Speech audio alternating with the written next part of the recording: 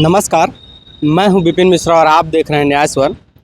पहले हम यह बताने का प्रयास कर रहे हैं कि यह रायगढ़ का सबसे सुव्यवस्थित केलो पुल है, जिसका निर्माण लगभग 2007 में पूरा हुआ था और छत्तीसगढ़ के जो उस समय मुख्यमंत्री हुआ करते थे रमन सिंह, उन्होंने इसकी उद्घाटन की थी। और अब इसकी हकीकत बताते हैं कि ये कुछ दिन पहले हमने समाचार भी बनाया था कि ये अवैध अतिक्रमण हो रहा है। या सीधे नीचे जो है पूरा नाला है और यह अब अतिक्रमण होते जा रहा है। पहले पीछे भी दिखाते हैं, ये पीछे भी मकान बनता जा रहा है और दिखाने का प्रयास करते हैं कि अंदर में लेबर काम भी कर रहे हैं। अंदर दिखाते हैं तो ये चोरी छुपे अंदर काम चल रहा है, स्पष्ट रूप से दिखाई दे रहा है। और कुछ दिन पहले जब हम आए थे तो यहाँ जो निर्माणाधीन बना रही थी एक अम्मा थी, उनका कहना था कि इसमें उस घर तरफ जाने के लिए रास्ता बनाया जाएगा। अब जो जानकारी निकल कर सामने आ रही है वह यह है कि जब इस पुल का निर्माण किया गया था 2003 में, इसकी नींव रखी गई थी 2003-04 में। उस समय तत्कालीन विधायक रायगढ़ के विजय अग्रवाल हुआ करते थे। उस समय शायद इनका इंदिरा आवास का पट्टा हुआ करता था। तब भूमि विस्थापन अधिनियम के तहत इन्हें शायद पहाड़ मंदिर के पास ज़मीन भी उपलब्ध कराई गई थी। उसके बाद ये वहाँ पे मकान भी बना चुके हैं, लेकिन यह ज़मीन उन्हें खाली करनी थी। इंदिरा आवास का जो पट्टा यहाँ पर के लिए जारी हुआ था, यहाँ पर से जो भूमि विस्थापन के तहत इन्हें जो ज़मीन मिली, उसके बाद इस ज़मीन को खाली करना था। लेकिन उसके बावजूद भी कब्जा करके यहाँ पे बनाए रखा। अच्छी बात थी, मिट्टी का मकान था, लेकिन आज जो स्थितियाँ वह पक्के में तब्दील हो रहा है और यहाँ से वहाँ तक पूरी बिल्डिंग तन गई है। यह भी जानकारी हम बता दें कि यहाँ से वहाँ तक की जो ज़मीन है वह नजूल भूमि है। ऐसे में एसडीएम साहब को भी ध्यान देना चाहिए कि नजूल पर जो कब्जा दिन प्रतिदिन हो रहा है वह नहीं होना चाहिए, क्योंकि आने वाले दिनों में तोड़फोड़ की स्थितियाँ जो निर्मित होती है वह इन्हीं अतिक्रमण के कारण होती है। आगे भी जो बीच में कुछ दिन पहले नालंदा के सामने जो अवैध अतिक्रमण था वह बाधा आ रहा था, वह भी ऐसा ही नजूल भूमि पे मकान बना था। आने वाले दिनों में अगर किसी प्रकार की समस्याएं होती है तो उसका जिम्मेदार कौन होगा? क्या जो चंद पैसे की लालच में निगम के जो कर्मचारी हैं जो अवैध अतिक्रमण को बढ़ावा देते हैं, या फिर वो जो नेता जो चंद पैसों की लालच में अवैध अतिक्रमण करवा रहे हैं वो जिम्मेदार होंगे? क्या जब इनका मकान टूटेगा उस समय इनकी पीड़ा को सहने आएंगे या नहीं? यह सबसे बड़ा सवालिया निशान है। हम एक माता जी से बात करते हैं, शायद यह इन्हीं का मकान है। ये मकान आप मन के नहीं? हाँ। तो ये जो इंदिरा आवास के जो पट्टा मिले रही आप मतलब विस्थापन जमीन मिले रही ना पहली के?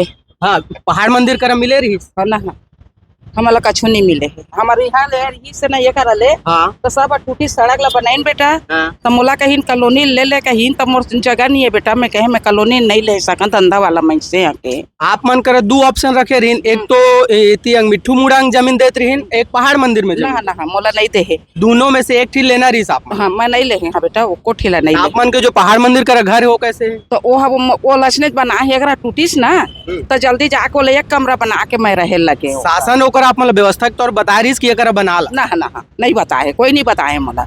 ओला जाके हम ही बनोले एक कमरा मतलब बनाइन जल्दी से, टूट गई तो सामान लगना में रखे रहे। पार्षद जो वहाँ करी सपना सिदार ओकर ठीक घर के सामने आप मन जमीन मिले? नहीं नो है वो कल में आगे महा। हाँ। सपना ओकर आप मन के बेटा है? कौन है ओकर कौन है ओकर?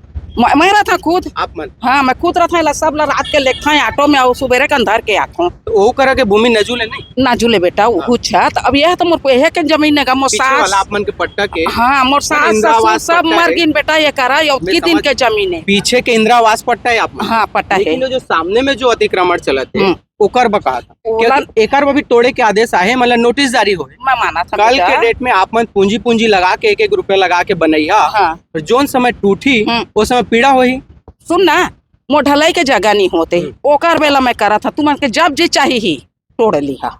ऐसा मैं नहीं सब अम्मा तो यही जगह नहीं है ना, नाली कहाँ कमल ना कहाँ बता तो भी तो रास्ता नाला बना दे बेटा, जा देख लेवे। अब का भारी नाला बना दे, और कुछ साधन नहीं होते। गिट्टी लोग था तो निगम वाला आ जाते हटाओ कहते, बालू लोग था तो कहते हटाओ तो मैं कहाँ जाऊँ तो सोचते कन ओकरे भाई ये लब ओतकीच कर मैं खाली ढलाई बरे ले करवाता कालम पूरा ऊपर तक खड़े कटवा बेटा। वो दे पटनी देवा है ना तो ओतकीच ले ढलाई हो, ईटा ला भी है वहाँ, कालम ला भी कटवा देख ले आके। अत्याचार हम नहीं करन का बात मैं तो वाला मना रही इनका नहीं आई अभी कहूँ सुन मैं तो वो दिन का कहें बेटा मैं करा ठेला रखे रहे तो निगम वाला हटा दी तो मैं जानबूझ के का बब्बो जहाँ बेटा मैं ढलाई कर कहें कि नहीं कहें बेटा अभी आयुक्त साहब ले मोर चर्चा हुई सभी रास्ता में मिले रही हाँ। तो मन कीन कि हम गए रहे और समझाइश भी देहन कि में कोई अवैध अतिक्रमण नहीं हुई आए रही का आप मन करा कोई नहीं आए मोर करा कोई तो नहीं शायद ये जो अम्मा बता रही हैं यह सही बोल रही हैं, फिर जो नगर निगम के जो आयुक्त हैं यह झूठ बोल रहे हैं, क्योंकि अभी हॉस्पिटल में कार्यक्रम था उसमें आयुक्त महोदय मिले थे और उनका स्पष्ट कहना था कि हम इसमें अवैध अतिक्रमण को रोकने के लिए बोल के आए हैं, किसी प्रकार का अतिक्रमण ना हो। और वहाँ पे मौजूद थे एसडीएम साहब, उनके भी संज्ञान में इस बात को लाया गया है कि किसी प्रकार का अतिक्रमण ना हो। जिस दिन हम पहला जो समाचार दिखाए थे उस समय यह मलबा नहीं था, ये मलबा भी ला के पाटा जा रहा है और ये जो कॉलम जो भरने का जो सेंटरिंग दिखाई दे रहा है यह भी नहीं लगा था। क्या कोई नाले को पाट के अतिक्रमण करके कोई अपने घर का आशियाना बना लेगा क्या? यह सबसे बड़ा सवाल है। पीछे जो अब इधर भी दिखाते हैं, पहले तो ये पड़ गया है, उस बाद से इधर भी पाटने की परंपरा निरंतर चल रही है। इसको भी आज नहीं तो कल कोई ना कोई इस पे अवैध अतिक्रमण करेगा ही। देखिए इसको भी पाटा जा रहा है, ये पाटा जा रहा है और नीचे जो इनके मकान का जो कॉलम निकला हुआ है वह सीधे निकला हुआ है। इसका मतलब यह है कि आने वाले दिन में इन्हीं का भी मकान आगे बढ़ जाएगा।